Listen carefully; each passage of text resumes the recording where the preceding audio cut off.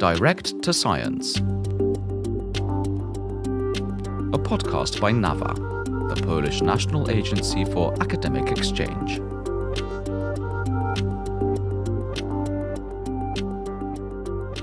No matter what your field of research is, no matter how long you'd like to spend on carrying out an academic project in Poland, no matter which Polish city you are going to work in, and last but not least, the final result depends mainly on your vision of the stay in Poland. In this podcast, you'll learn about the Ulam NAWA program, one of the dozens of academic opportunities this Polish institution offers to foreign scholars. I'm John Beecham, and welcome to this podcast. I'll be joined by Ulam Fellows from Germany, India, and Czechia, Sarah Finlayson, Munish Gupta, Rajesh Jesudoss Hynes Navasingh, and Petr Sezemský. This research couldn't be finished in my original laboratory. You have excellent infrastructural facilities here and world-class researchers going on here. This is something that opens up a whole new world of academic connections for me. A very good working culture, 5 days working, not pressure. And you have absolute freedom to do what you like here. As well as the Director General of NAWA, Dawid Kostecki. It's really crucial, it's really significant to build some kind of bridges, kind of scientific travel. First, we go to Opole, a city in southern Poland. I have 13 patents are for my inventions, and I have written around 17 book chapters. My H index is 26, and that's all about me. Here at the University of Technology, which is one of the host institutions in the Ulam program, Dr. Rajesh Jesudoss Hynes Navasingh is conducting his research into the medical use of titanium. I complete my PhD from Anna University, Chennai. I'm working for the last 19 years with the MEPCO Schlank Engineering College, which is one of the towering institutes in the southern part of our country. Nevertheless, he is also enjoying his stay in a totally different environment from the one he has come from. It all started with my joint research collaboration with Professor Grzegorz Krolczyk.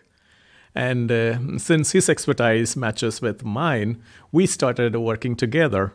We published joint publications, joint research articles, and then I got a kind invitation from him. Initially, I was reluctant because I held some responsible positions in my old university. And I thought it would be an exciting opportunity to look the other side of the globe. So that was a curiosity in me. So I came here. And I'm very glad that I landed up here because I enjoy the diverse culture. It requires a lot of changes in you to adapt to the new situation, even including the weather. I come from a tropical country and the average temperature is around 40 degrees Celsius. And it was like, it's a new experience, totally a new experience. Not only that, it helps you, gives you more inspiration to adapt to different situations, different culture, and the different environment. I'm very glad that this university, Opole University of Technology, is extremely welcoming to international community. Second to none, They are extremely welcoming, and you have excellent infrastructural facilities here and world-class researchers going on here. And they give more thrust on research aspects and development activities. That I like it.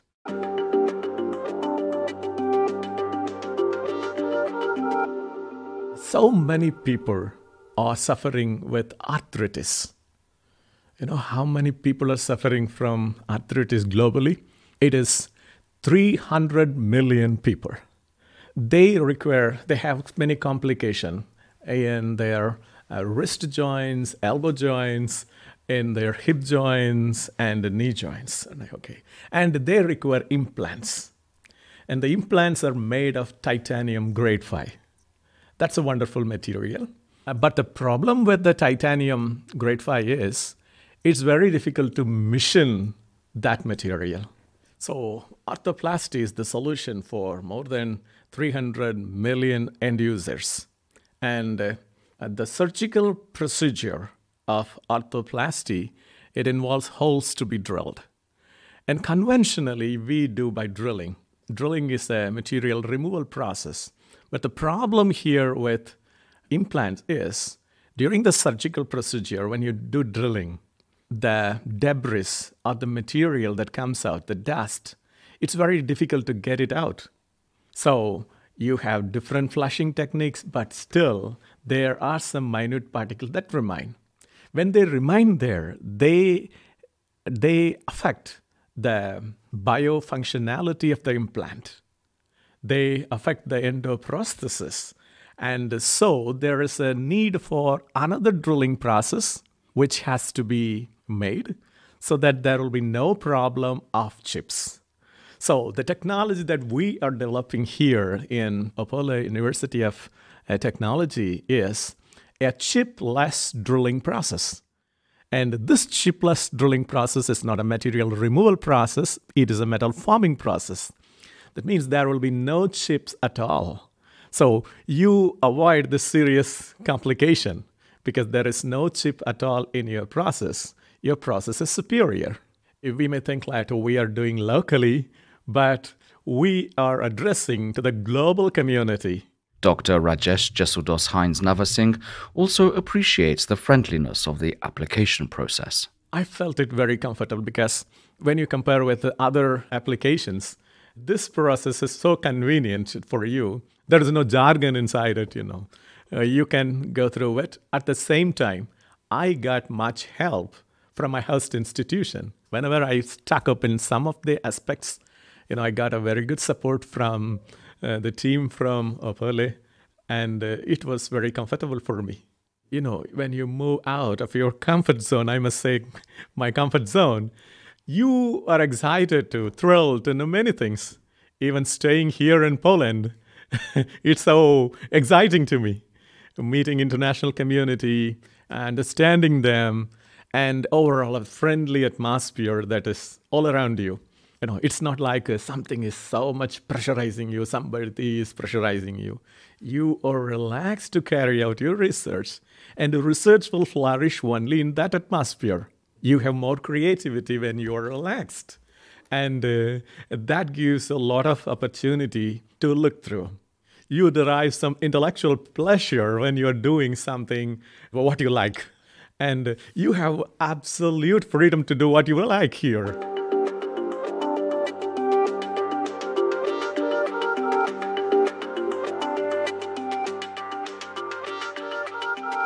The success rate after 5 closed editions of the Ulam NAWA program is 22%. It's a good result, underlines Dr. Dawid Kostecki, Director General of NAWA. It is a great opportunity for foreign postdoctoral scholars who would like to have a kind of scientific travel to Poland, of course. And thanks to this program, we can strengthen the scientific potential of Polish entities because foreign postdoctoral scholars can conduct research or some kind of development work, postdoctoral training, or obtaining materials for scientific work or publications.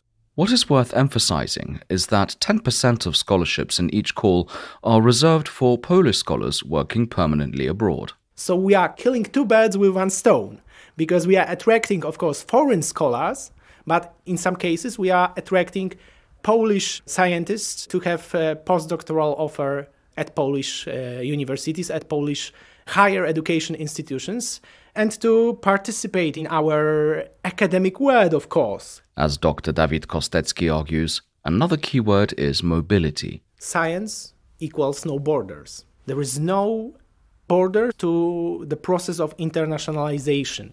You can reach some kind of intellectual feasts, you can contact with different partners from your area of interest and collaborate with them. So the position for scientific career is greater thanks to Ulam NAWA program and thanks to laureates of this program.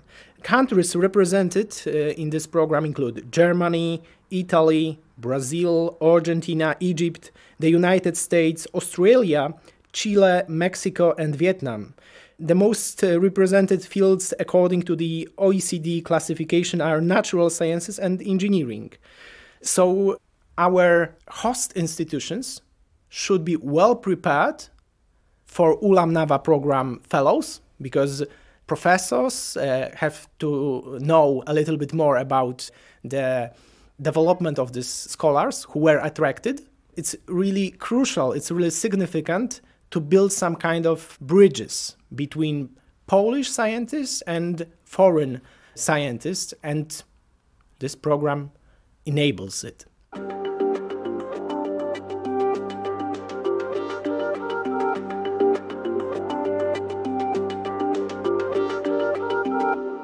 The patron of the program, Stanisław Ulam, was a famous Polish mathematician working at some prestigious American universities. This fact might suggest that only academics with scientific backgrounds are eligible.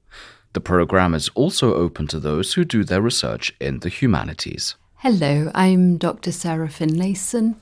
I'm a prehistoric archaeologist specialising in the Aegean Bronze Age. And what brings you to Poland with a specialisation like that? I have been awarded a 12-month research stipendium in the NAWA Ulam Fellowship for this year. I am working with the Faculty of Archaeology, University of Warsaw, who are actually one of the few institutes in Europe that have a really thriving Aegean Bronze Age studies team, both researchers and students. How did you find out about the NAWA Ulam project? Your home university is in Heidelberg, right? How did you find out about the program? I have a colleague in Warsaw with whom I've been collaborating, and she recommended that I investigate it. They have had some success in previous years with research applications through NAWA, and so I had a look. The competition is for 1 or 2 years, and that actually fitted really nicely at the moment. What do you hope to get out of it during your stay here? I had a fixed-term contract in Heidelberg at the university there, and I was looking for a short-term research project so I could get back into my personal research, having been involved in more sort of institutional administration. And the NAWA Ulam competition was completely open in terms of discipline. So I was able to pitch something that was exactly right for where I am in my postdoctoral career. And in 1 year, it will be possible to complete an entire small research topic, get it published. I'm hoping for a couple of journal publications, and then I can use it as a springboard into a follow-up application. That sounds really cool. I mean, you were saying that Warsaw University has a good team specific to your area of study. In general, from the kind of milieu in which you're from, are universities in Poland kind of known for these archaeological studies or these kind of sciences? Actually, yes. Polish universities have an increasingly international profile, and archaeology is one of the things that seems to be particularly strong. I know that recently, I think in the last couple of years, there's been opened a Polish school in Athens for classical and prehistoric archaeology and research. So they are really doing some very exciting things, specifically in my area, but also in the ancient East. There have been very long-term Polish excavations in what we think of as the cuneiform part of the ancient Near East, as well as in North Africa and in Europe. Apart from your very concrete plan to get a couple of publications out, maybe get your research project out, what are your expectations from the NAWA project, from the NAWA program? I'm hoping to build my academic network with my colleagues in Warsaw. They have different kinds of connections. The department within the faculty is actually textile archaeology and Aegean archaeology, and this is something that opens up a whole new world of academic connections for me. I'm also teaching, which is one component of the scholarship. So it would be really interesting to see a new way of teaching, a new way of learning. Each university is different. Each country has a different culture of being a student, being a scholar. So that is going to be really exciting, I think.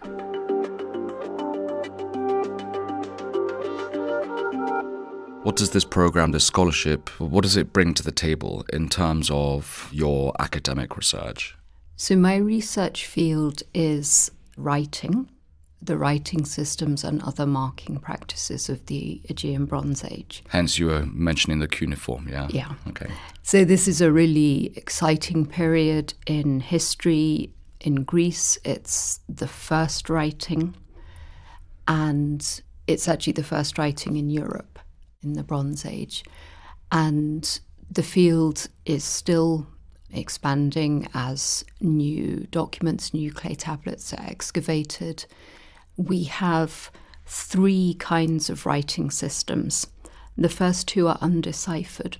The last one is Linear B, which is a very early form of Greek. So we can read that one. But digital scholarship, different kinds of computational analysis are actually making great strides in not deciphering the first 2 scripts, but in providing ways in which we can extract kinds of meaning from them. So there's a lot going on. What I'm interested in is how people use writing in their day-to-day lives and also how they interact with it. Because this is a time when literacy is very, very restricted. So perhaps in the Pylos, the late Bronze Age palace, where they have a Linear B administration, there are maybe less than 200 people who can actually write, which is really a tiny, tiny number. So for most of the inhabitants at this time, they are interacting with bureaucracy, with a literate administration, but on their own terms. And my research that I will be doing this year as part of this stipendium is looking at how the shapes, specifically of ceilings, can be used to convey information in themselves. It's the principle of form follows function. And some of these are very obvious. If you want to close a pot in your storeroom, you can put cloth over the top and then you put clay on top of the cloth, squash it around the sides, and then you stamp your seal over it. So this is a very obvious kind of form deriving from the function of being a lid. But other kinds of sealing, their shape doesn't give us exactly this obvious sort of series of steps to tell us the meaning. So by making myself the sealing shapes, I'm going to try and work backwards through these steps and see if I can identify what people might have been thinking as they were shaping these documents. Wow. Do you read Linear B? Slowly, yes. I actually started off as a classicist, so I have Latin and Greek, and I've been slowly moving backwards through time. Linear B is a very old form of Greek, but it's written differently, so it's actually a syllabic script, whereas the Greek that we know from the classical period, the plays of Sophocles and that sort of thing, they're written with the Greek alphabet. Linear B is syllabic, so you have to think in slightly larger blocks of sound, and it also makes use of ideograms, which are signs which represent a word or a category.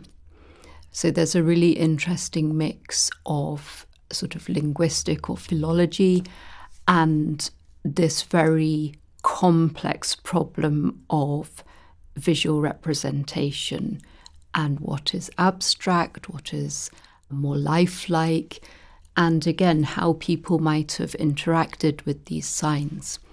So then there's this cognitive thing going on of thinking beyond representation into something which is part of the sort of structured use of science, but requires an extra step of learning.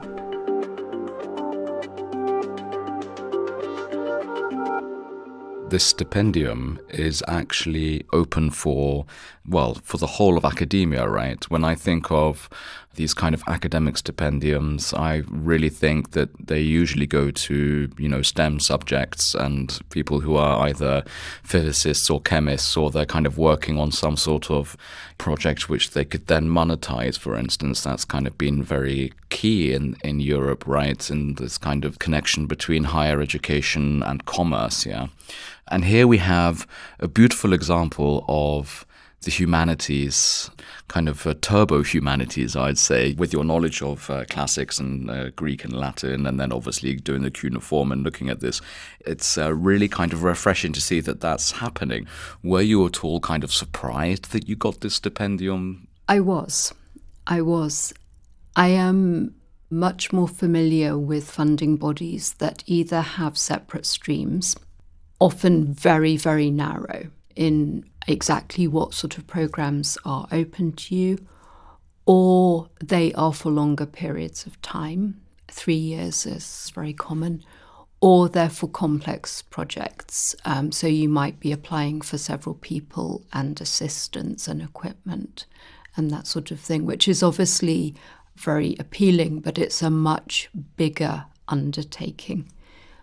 But a scheme that is completely open and that is relatively short term, in academic terms, 1 or 2 years is really quite short term. That is, to me, novel and very, very appealing for small things that you know you can get done.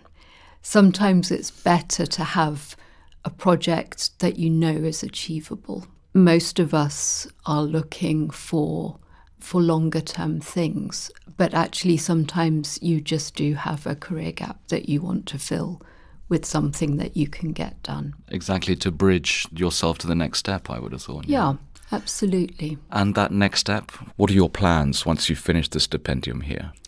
I am working with my colleague in the Faculty of Archaeology here on a much bigger funding application, one of these EU sort of cross-country applications.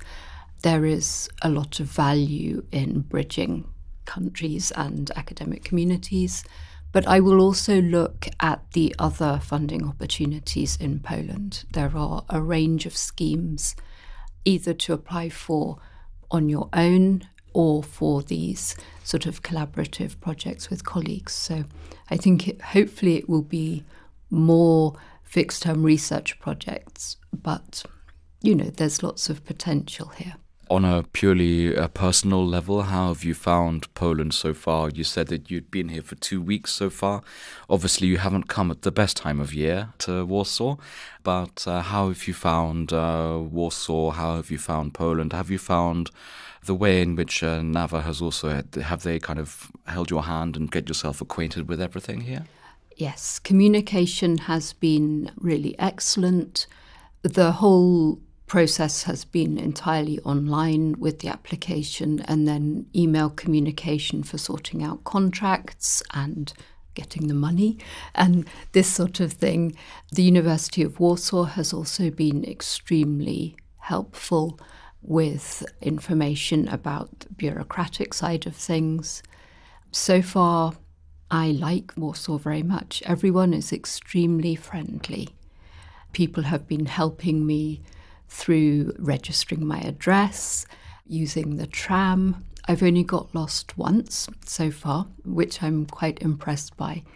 And I'm really looking forward to, to exploring the museums, the parks, finding nice places to eat and drink. I haven't tried any Polish beer yet, but I think that's something to explore extensively, I think.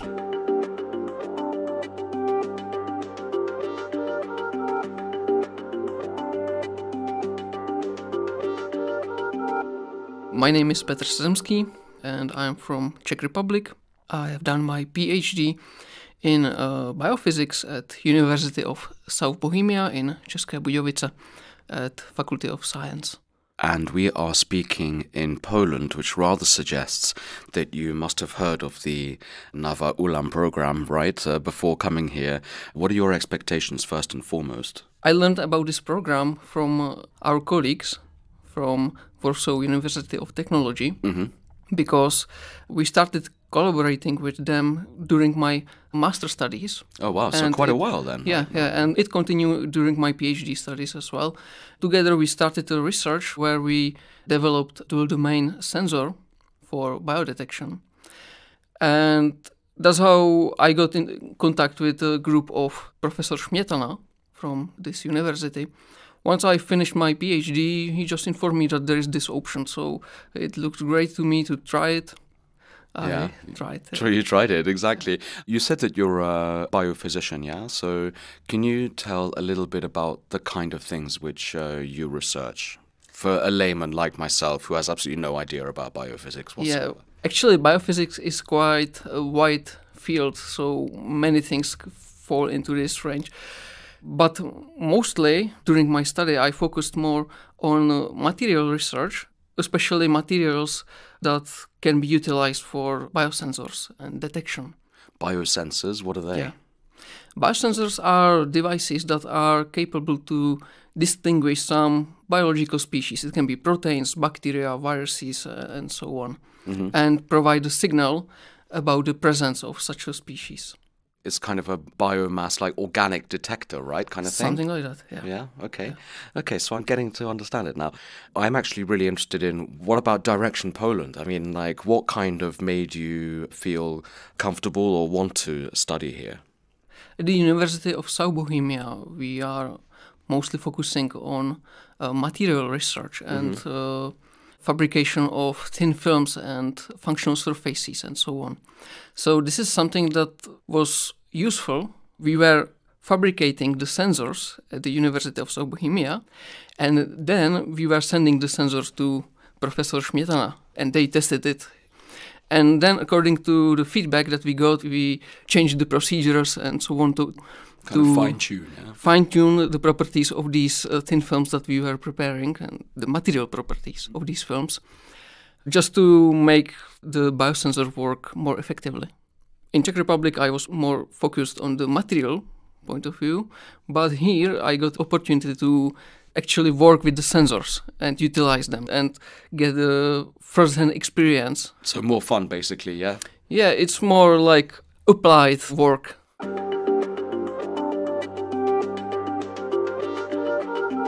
In the kind of medium to long term, what are your motivations of coming to Poland? Well, I wanted to first strengthen this cooperation because there are more topics that we can utilize and work on.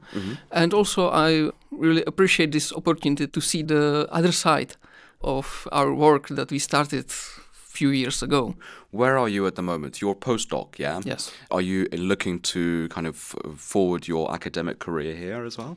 One of the things that I appreciate most about this Ulam NAWA program is that it enables me to choose the length of my stay here.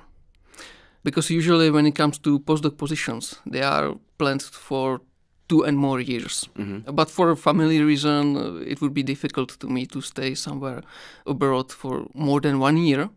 So this is a great opportunity to me to fulfill this duty of postdoc position, learn something new, and maybe get some new contacts. But my plan is to return back to České Budějovice and continue this research there. So, I mean, apart from the opportunity to come and stay, let's say, for 1 year, what other kind of advantages can you say about the NAWA Ulam program? I mean, what did the process look like? I think that compared to other institutions that provide some funding for research, it was easier to write the proposal. Definitely, I would say that this is a great advantage, that we can choose the institution where we want to work and the length of the stay. That's really great. But you already had, a contact with Warsaw University of Technology with Professor. So the NAWA program to me sounds as if it was kind of like came at the right place at the right time and like everything just kind of fit in, right? Yeah, exactly. That's true. It came along and now this NAWA Ulam program like allows you to kind of continue that. What are the kind of pros and cons of coming and doing your research in Poland? I mean, how have you found it? The whole procedure of this international experience is something really new and good for me, I think. It is really good experience, I would say, definitely. Have you picked up some Polish while you've been here? I can sort of understand a written text or something like that, but listening to someone speaking in Polish is really difficult. My wife, I think that she is learning Polish faster than me. And she's here in Warsaw as well? Yeah, and my 2 children. And your 2 children. So could you say that NAWA also helped you bring your family over Definitely. here? Postdoc positions that are usual are meant for people that are single. At least that's my feeling that I got from that time when I was looking around for some positions. So I would say that Ulam NAWA is more generous in this. Funds are adjusted just to enable us to be here. That's great. Yeah, that's amazing. You said that you want to return back to České Budějovice. Do you think that this program and everything that you've been learning here, will you be kind of happy to kind of transfer some of that knowledge back to your colleagues in Czechia? Definitely. As I said, we are like doing material research, and application of our research is very important. So this is opportunity to enrich our possibilities to apply this material research to something that can be actually useful. Because we are working on sensor that could be used for detection of pathogens in drinking water and other water sources. So that's something that is really useful. And this research couldn't be finished in my original laboratory because we didn't have the necessary equipment and experience. And that's what I am learning here.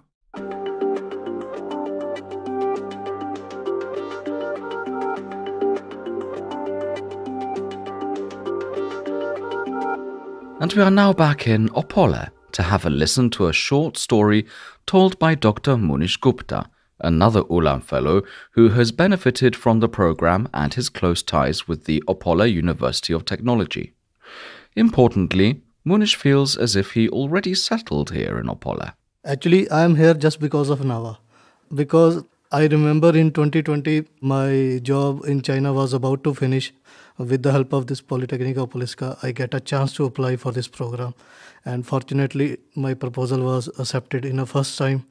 Basically, we are working on the machining of aerospace materials, and I have prepared my proposal based upon the application of aerospace materials, for example, titanium, aluminium, and we are also focusing on the surface metrology of materials along with the sustainable manufacturing.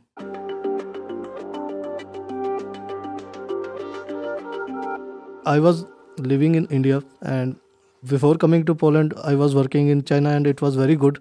But at that time, my job was about to finish, and I don't have other opportunity. So Professor Kostecki helped me to apply for this grant, NAWA program. I was living in different countries.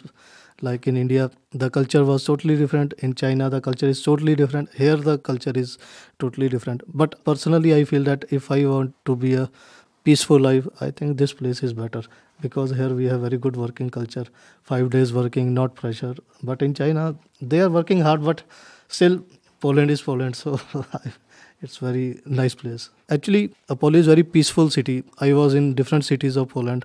Frankly speaking, Poland is very beautiful and people here are very helpful. And I am now currently living with my family, my wife and my son. And my son is about 2 years old and now he's started his kindergarten. I have a job in Polytechnic of Polska after this NAWA program. So university offered me very good job here. So I want to continue here till the end of my life. If you are thinking about the next step in your scientific career, just take advantage of the opportunities offered by the Ulam program. Visits within the Ulam program can last from 6 to 24 months. The program provides financing for a fellowship covering both the beneficiaries' allowance costs in relation to their stay at a host institution to an amount of approximately €2,400 a month, as well as a mobility allowance. You can find out more by going to the NAWA website, www.nawa.gov.pl. I'm John Beecham, and many thanks for listening. And of course, do check the show notes to this podcast to find out more about the Ulam program. You have been listening to Direct to Science, a podcast by NAWA, the Polish National Agency for Academic Exchange. It was a free-range production.